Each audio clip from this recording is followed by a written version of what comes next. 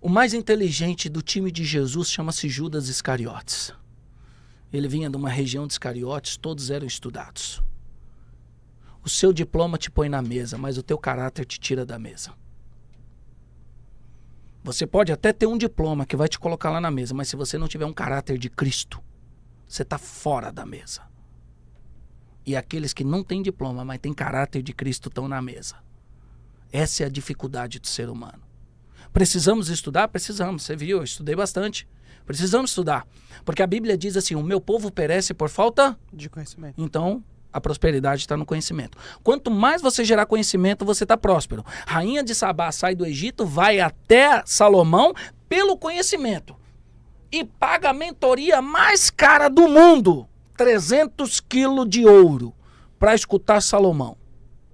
Quando ela escuta Salomão, o texto faz questão de frisar: tudo que me disseram do Senhor é pouco perto do que eu estou recebendo.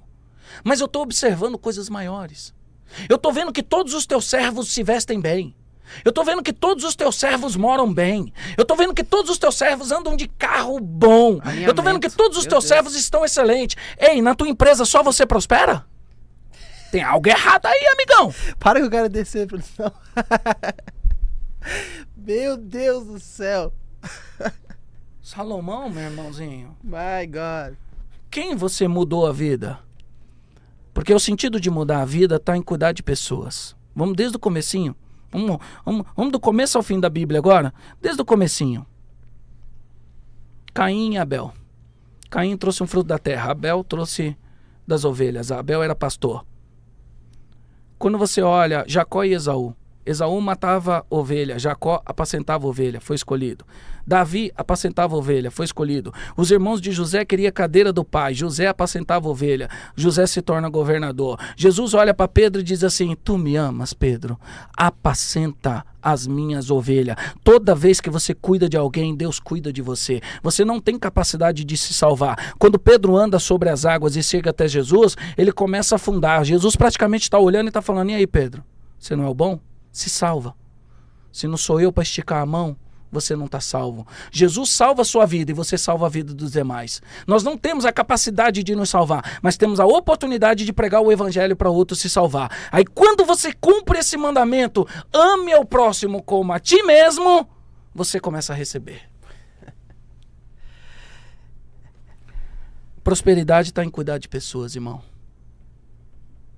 Quando Deus chama Abraão, ele diz para Abraão: Abraão,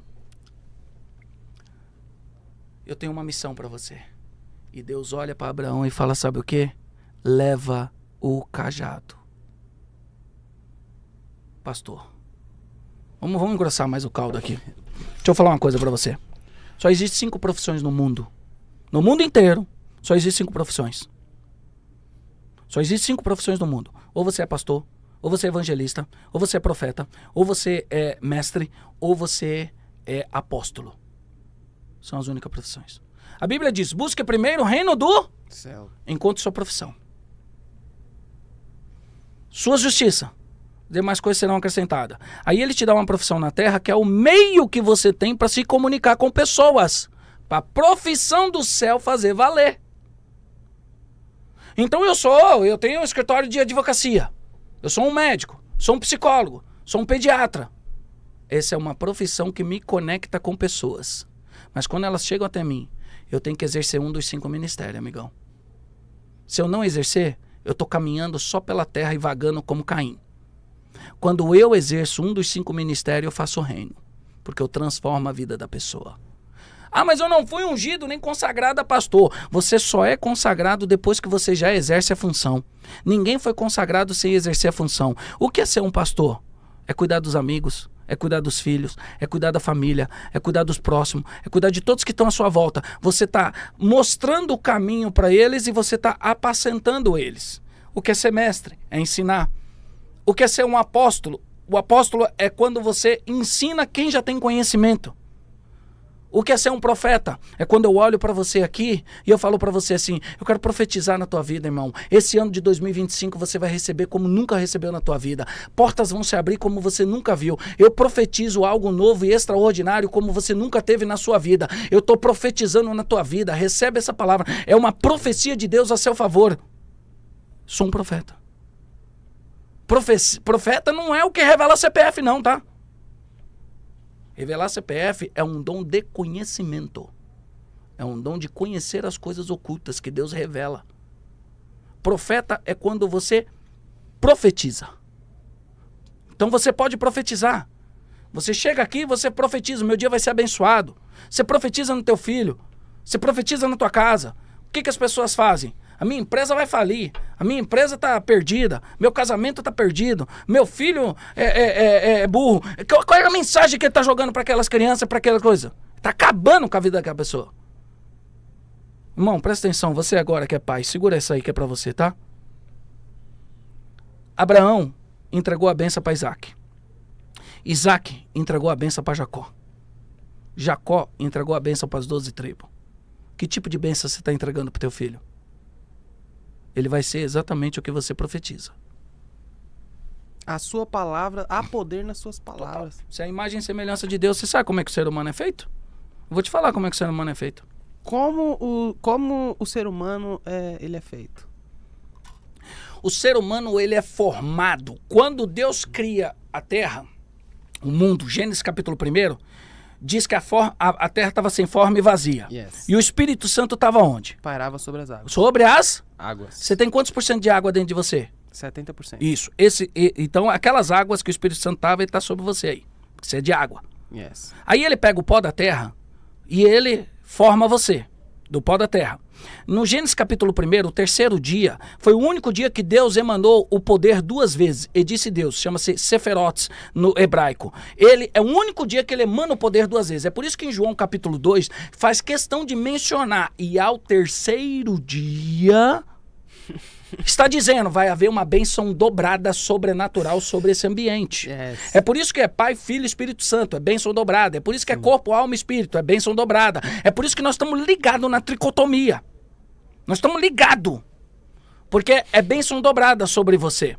Então, no terceiro dia, ele diz para a terra, gere ervas, ervas gerem plantas, plantas gerem árvores, árvores gerem frutos, os frutos gerem sementes e as sementes multiplicam sobre a terra. Isso aí está na terra, que você é formado disso. Então você é formado da água, que é o poder do Espírito Santo, da terra, que tem o poder de gerar semente e gerar fruto, e ele vai lá em Gênesis capítulo 2, verso 7, e sopra em você o fôlego da vida, para dizer o que você falar vai nascer. Aí o ser humano recebe o salário dele, põe na mão dele, chega em casa e fala, sabe o que para a esposa?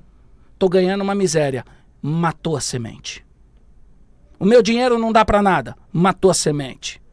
Minha conta tá uma miséria. Matou a semente. Meu escritório tá falido. Matou a semente. Porque você é essa terra que gera o que põe na mão. Se eu pegar aqui um caroço de abacate, amigão, eu preciso pegar um papel e escrever.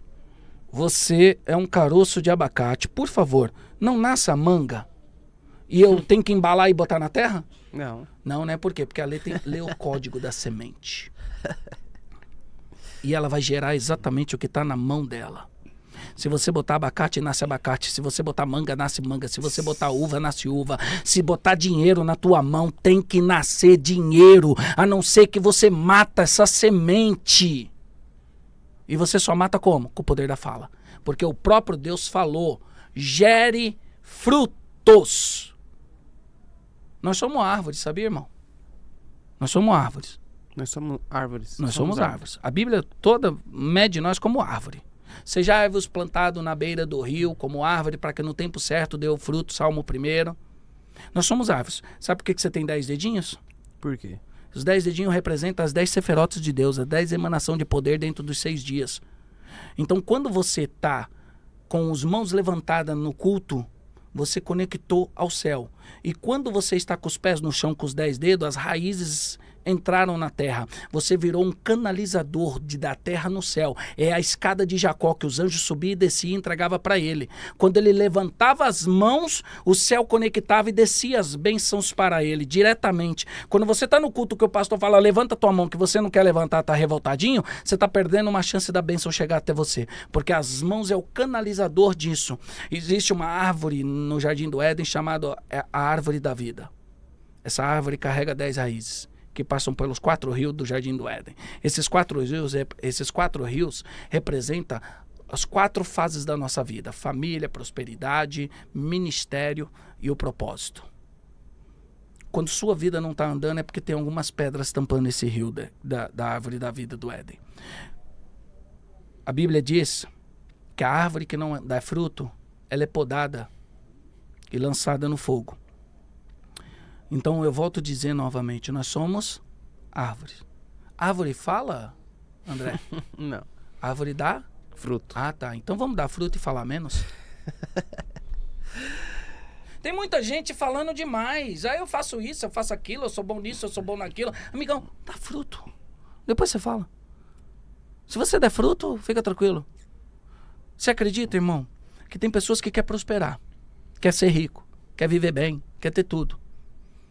Eu morava num bairro que tinha várias goiabeiras.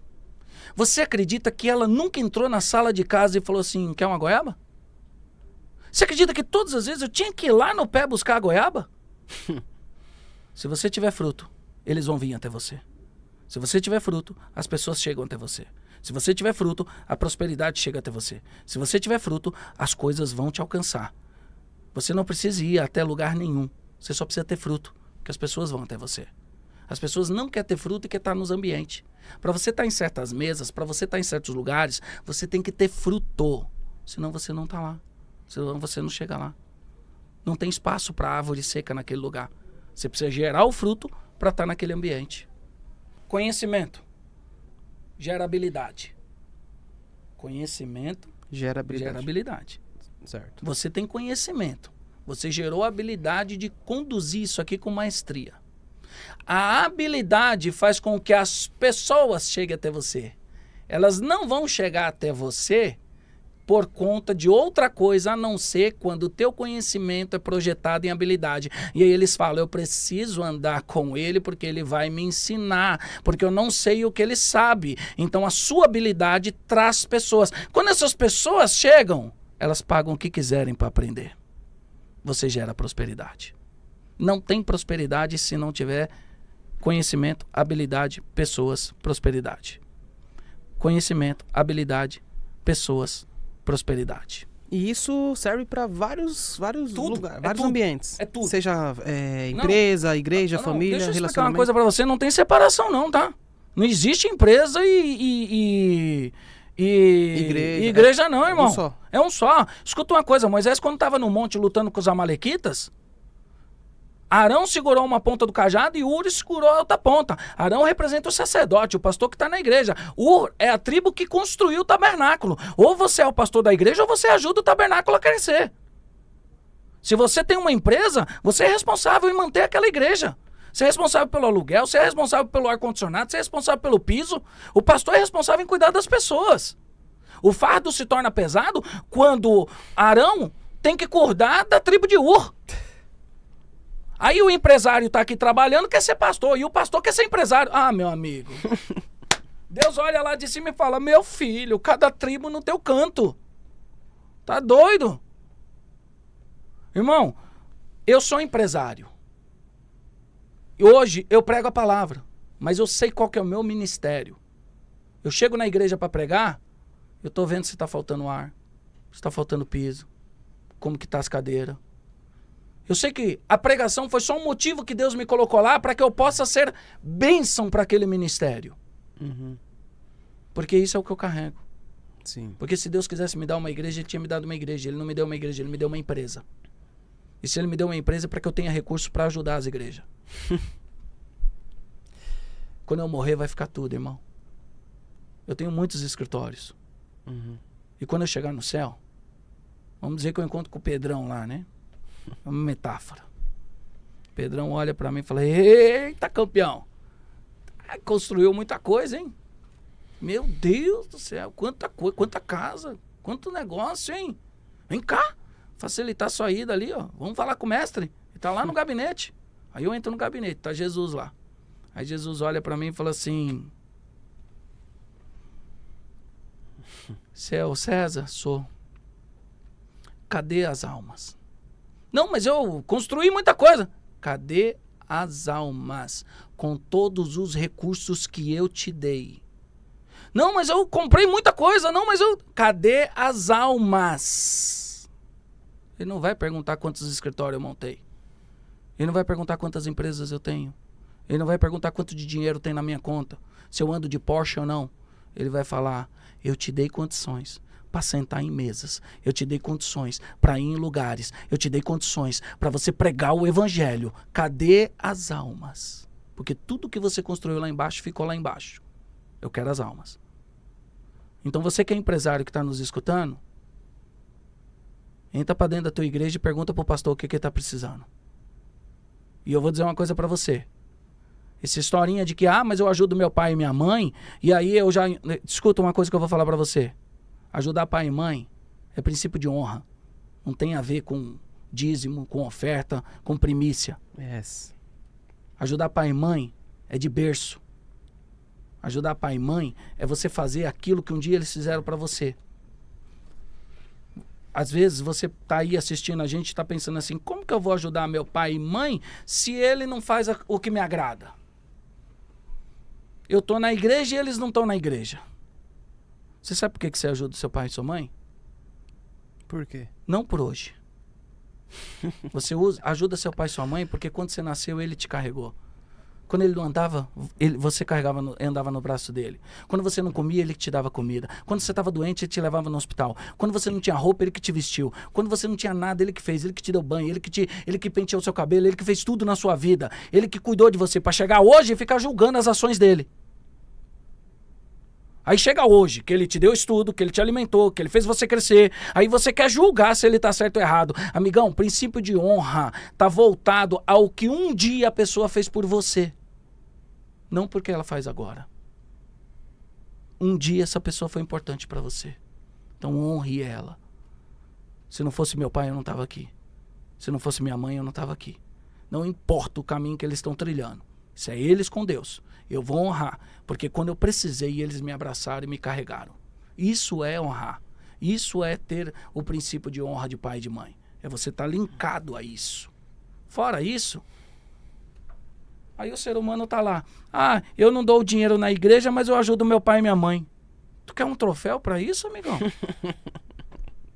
Quer um troféu porque você ajuda quem te ajudou lá atrás?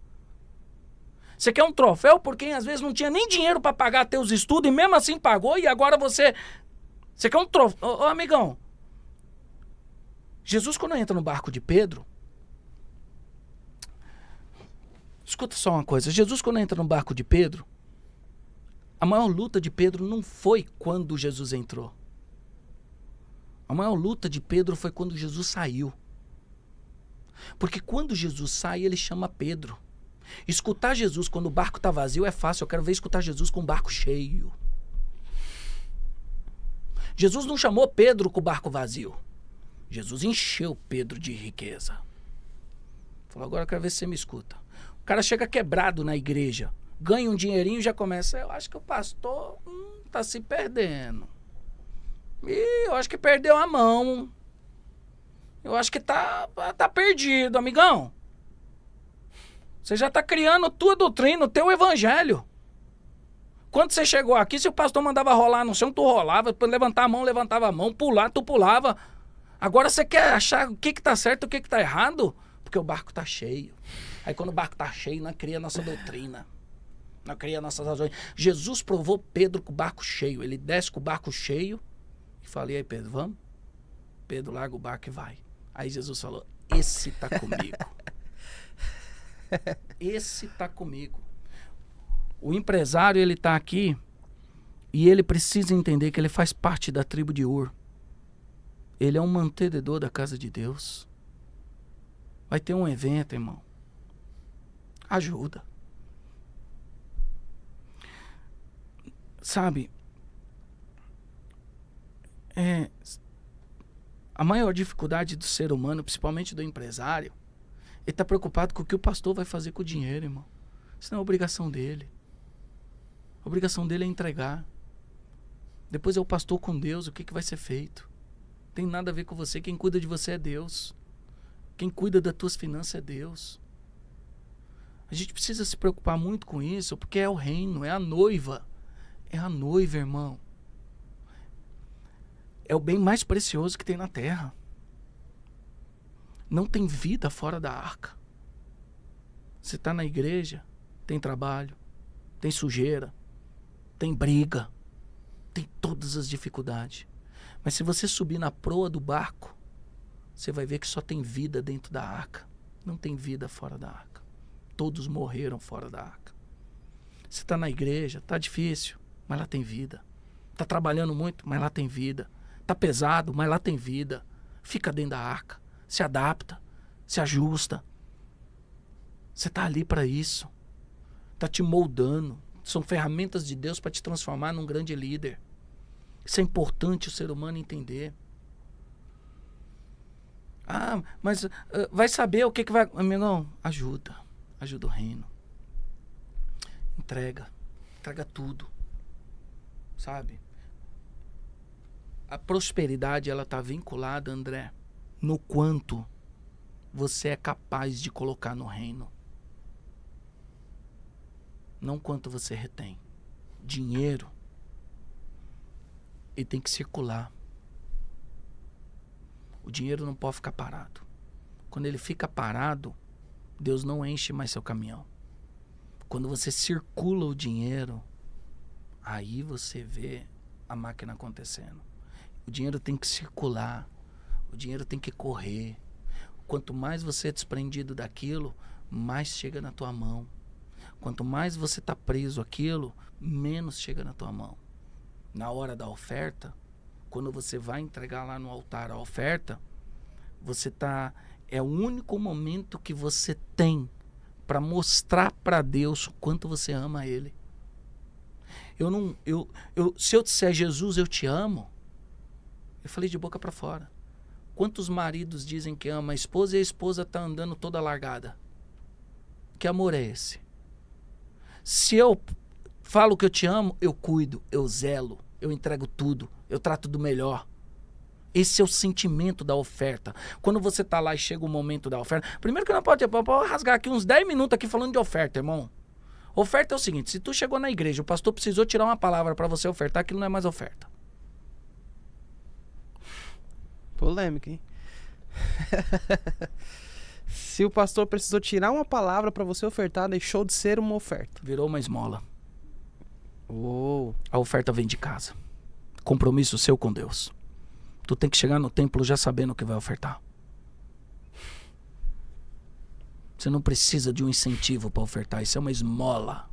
Meu Deus. E a esmola, você recebe a presença do Espírito Santo. Cornélio, Atos dos Apóstolos, capítulo 10. Cornélio entregava as esmolas e Deus se agradou. O Espírito Santo foi na casa dele, mas ele não prosperava.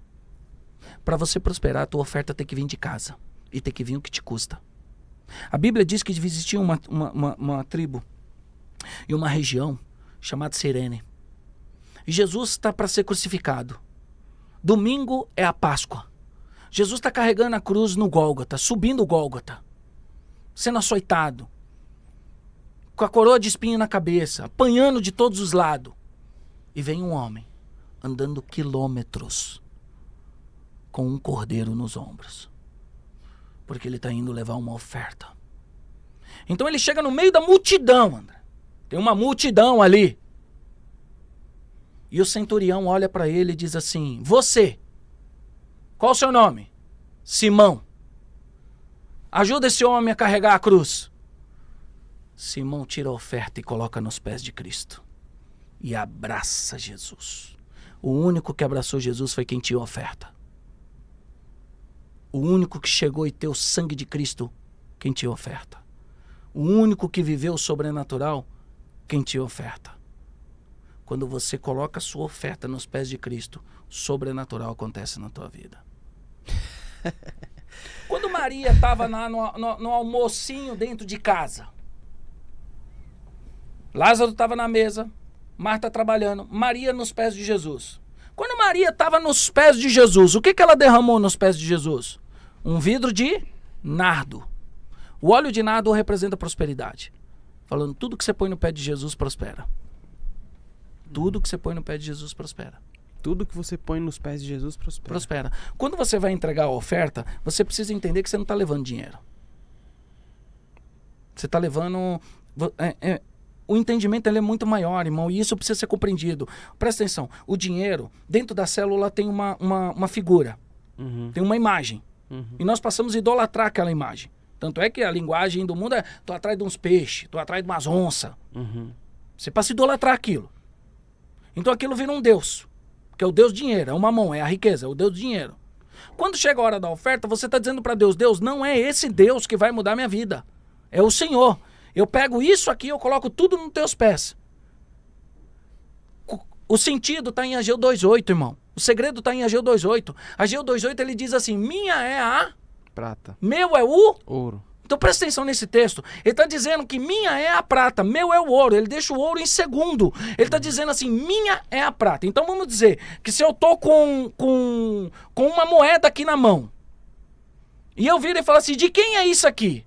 Você vai dizer, é meu. É minha, não é isso? Isso. Ele está dizendo, essa moeda que você está carregando é minha, me entrega, é prata. Eu vou te entregar o verdadeiro ouro agora. Você entrega a prata, que é o seu dinheiro, e ele te entrega o ouro que ele carrega. Quando Salomão recebe os 300 quilos de ouro da rainha de Sabá, ele fala para os servos, vai lá no nosso aposento, vai lá, e pega 900 quilos do nosso ouro, não do dela que é misturado, do puro. A rainha de Sabá fala assim, não, o senhor não precisa, eu vim aqui cultuar o teu Deus. Ele vira e fala assim, não tem quem venha diante do meu Senhor que não saia no mínimo com 3 vezes mais. Quando você entrega o seu dinheiro, você entrega a prata. Ele diz, minha, ele está dizendo, me entrega, é minha. É minha. Ele está dizendo, minha é a prata. Meu é o ouro, quer dizer, é absoluto dele, é meu. Só ele tem esse ouro. Ele põe o ouro em segundo. Tudo que nós buscamos na terra é prata. Tudo que Deus te entrega é ouro. Está em segundo. Por isso que nós passamos mais tempo buscando prata do que ouro. E quando a prata ainda toma o tempo do ouro, a gente deixa de ir. O culto é só no domingo. Se tem um compromisso, você não vai no culto porque você está atrás da prata. André, o segundo sempre é maior que o primeiro, André. Uau. O segundo, faz assim, o segundo. O segundo. Sempre é maior que o primeiro. Sempre é maior que o A primeiro. gente não vence porque a gente quer ser o primeiro. Jesus é o verdadeiro líder. Ele diz assim, me coloquem na frente. Me coloquem na frente. E aí ele olha para trás e diz assim, André, vocês farão coisas maiores do que eu, porque vocês estão em segundo. Quando você se coloca em segundo, você faz coisas maiores. Quando você quer ser o primeiro, você vai sozinho. Primeiro Adão cai no deserto, segundo Adão vence no deserto. Caim e Abel, Abel recebe a oferta. Primeiro veio Esaú, segundo veio Jacó, Jacó é o pai das 12 tribos. Primeiro filho do amor de Jacó é governador, que é José. Mas o segundo filho de Jacó é rei, porque o segundo é maior. Primeiro rei veio Saul, o segundo veio Davi, porque o segundo é maior. Dos 4 evangelhos, Mateus, Marcos, Lucas e João, Marcos é o segundo. O Marcos foi base para todos os evangelhos, porque o segundo é maior. A glória da segunda casa será maior do que da primeira. É o segundo. O primeiro é prata. Tudo que vem em primeiro é prata. É o segundo. Mas nós não queremos ser o segundo. A gente quer fazer em primeiro. Não, eu vou lá, eu faço. Eu sou o primeiro. Faz sem consultar Deus. Faz sem falar com Deus. Você está sendo o primeiro. É segundo. Eu sou o segundo. Eu vou falar primeiro com Deus. Eu vou falar primeiro com Jesus. Eu vou colocar na mão dele. E eu vou me tornar o segundo. E ele vai fazer com que aconteça. Ele vai fazer com que prospere. Ele vai fazer com que as coisas venham fluir. Esse sentido é o sentido que traz a prosperidade. Quando você entrega a moeda lá no altar, você está entregando para o altar a prata. É prata. E Deus te entrega o ouro. Que ele vai falar, meu é o ouro, não é de mais ninguém. É meu, é absoluto.